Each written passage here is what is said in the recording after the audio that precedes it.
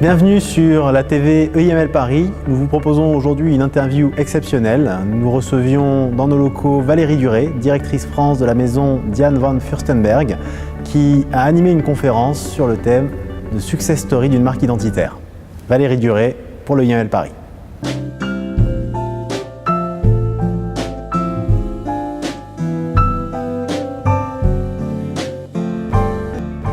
Je m'appelle Valérie Duré, je suis présidente de la société Diane van Furstenberg. Je dirige la société depuis maintenant 1 an et demi, mais j'ai rejoint la société depuis 3 ans et demi en tant que directrice retail. J'ai travaillé pendant 20 ans dans l'univers de la mode, tout d'abord dans un bureau d'achat où je travaillais avec des grands magasins étrangers, puis 6 ans et demi passés chez Emmanuel Ungaro en tant qu'acheteuse et enfin directrice retail. Et il y a 3 ans et demi, j'ai rejoint la société Diane van Furstenberg.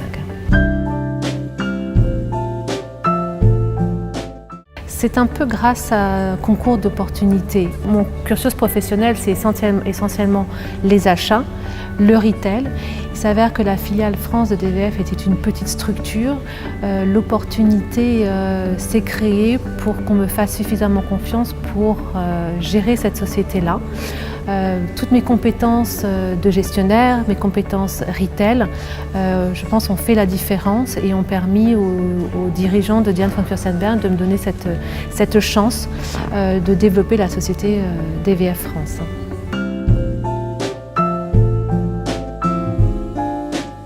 Les raisons du succès, elles sont multiples. Il y a d'abord Diane. Je pense que c'est la raison principale. Elle est extrêmement présente, charismatique, fascinante, inspirante et tout ce qu'elle fait se traduit dans ses collections, dans ses actions.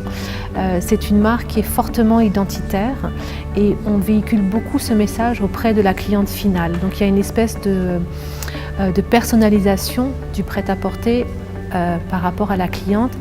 Et je pense que ça nous permet de fidéliser beaucoup de clientes et d'accueillir de plus en plus de clientes potentielles.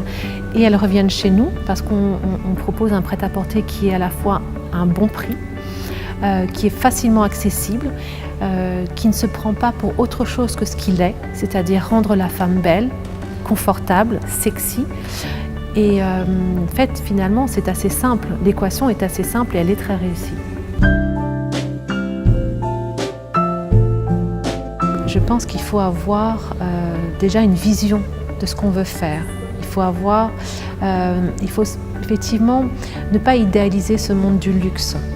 C'est un monde de multiples facettes, mais c'est un monde aussi qui est assez difficile.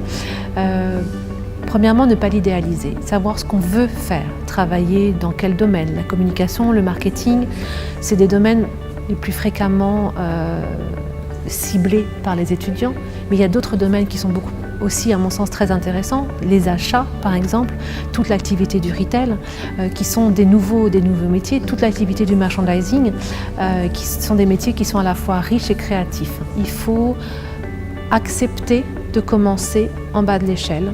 Ce n'est pas rédhibitoire pour l'étudiant, mais c'est plutôt un gage d'intelligence parce que la personne va pouvoir ainsi saisir ses opportunités, les opportunités qu'on lui propose. Donc c'est ces 2 conseils-là que je lui donnerais et effectivement être sérieux dans son approche par rapport aux sociétés et de multiplier les stages.